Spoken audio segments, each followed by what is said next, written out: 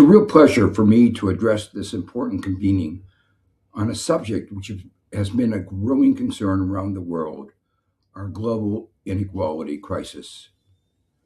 A third of a century ago, I was asked to become a lead author of the second assessment by the Intergovernmental Panel on Climate Change, and the first assessment to address the relevant economic issues.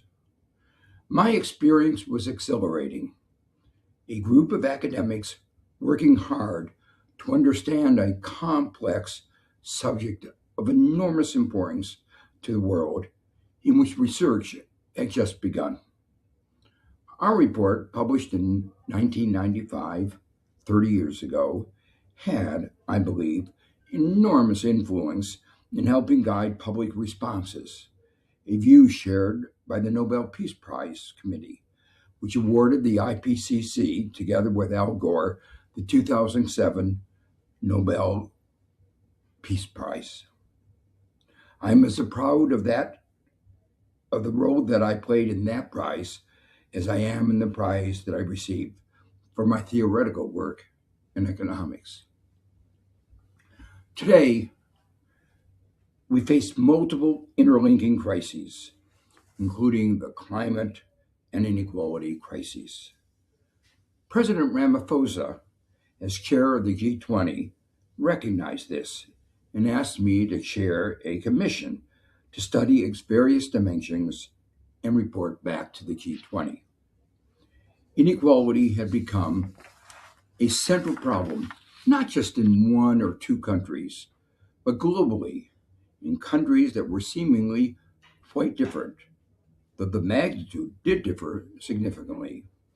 Still, it was clear that there were common forces at play, and that among those common forces might be certain aspects of the global economic and financial architecture. That made it particularly appropriate that the issue should be part of the G20 agenda.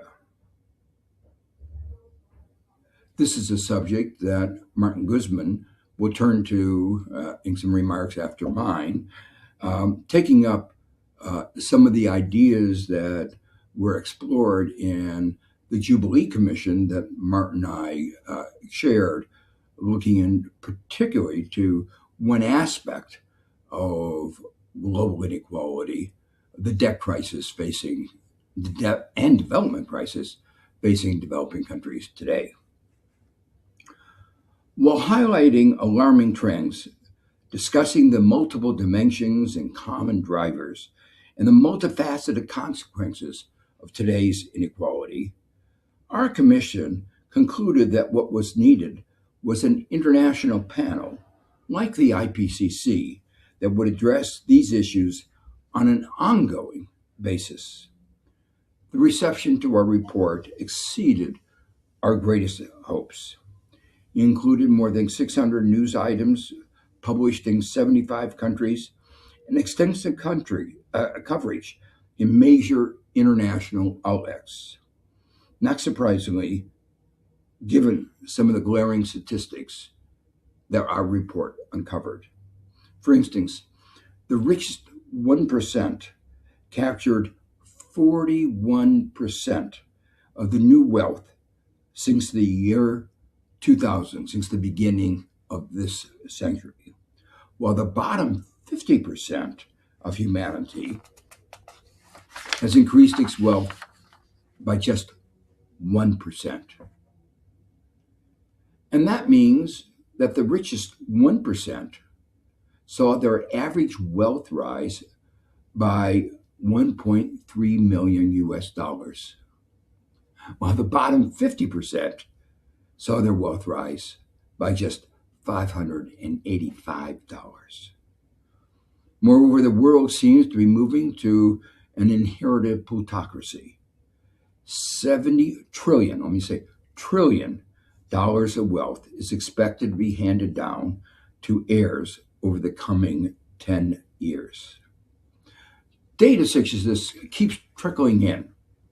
The Federal Reserve has recently reported that in the third quarter of 2025, the net worth worth of the top 1% had climbed to 32% of the total, roughly one third of the total, a record since it began keeping track of the data in 1989. The response to our report was also understandable, given not only the magnitude of what has been happening, but the growing awareness of its consequences, not just the adverse economic consequences that I've written about extensively, but the political consequences. While there may be many explanations of the backsliding of democracy, the growth of inequality in all its dimensions must be amongst them. We were heartened by the response to our major proposed initiative, the creation of the International Panel on Inequality. The Guardian, in an editorial, supported the idea. Over 700 economists and other inequality experts worldwide expressed support.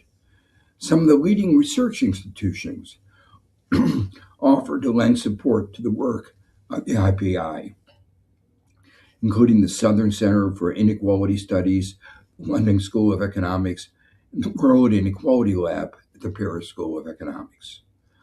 Multiple UN agencies working on inequality have also extended their support. Of course, if the IPI is to have the influence that we hope it will have, it is important that there be political support. And again, we have been heartened by what happened before, during, and after the G20 meeting. South Africa, Brazil, and Spain declared their support in a wonderfully written editorial in the Financial Times. These governments, from the outset, have been strongly engaged with and supportive of the IPI. I want to extend a huge thank you to the Prime Minister for Spain's vocal support. Norway has signaled its support. The UN Secretary General has signaled his strong support. The African Union last weekend passed a resolution put forward by South Africa that endorsed the findings of the report and the support for the establishment of the International Panel on Inequality. I could go on, but the point should be clear. The time is ripe for the creation of the IPI. Over the next few months, a series of key meetings are taking place to agree on the governance and work program of the new International Panel on Inequality. And we aim to launch the IPI at the UN General Assembly meetings in September. I will conclude by trying to put into perspective what we are doing. A central idea of the Enlightenment was that we could construct better lives for ourselves and our children through science, understanding nature, and reasoning. We could create institutions that enable us to work together better, peacefully, to solve common problems. Democracy and rule of law were among the set of such institutions. The IPCC was another. We believe that the IPI would be still another. The establishment of the IPI at this moment is of special importance. It would demonstrate clearly how countries can work together for a common purpose.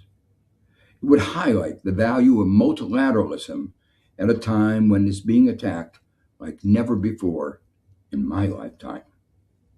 Spain and Prime Minister Sanchez have already shown real leadership in championing the report and its findings and the need for urgent action to tackle the inequality crisis. We ask Spain to continue to push for the IPI, to put real political capital into getting other European nations in particular to support its establishment. An international panel on inequality will not only help to alleviate the suffering of citizens living in unequal economies, but signal to the world that we can continue to work together to address the multiple crises faced by the globe today. Thank you.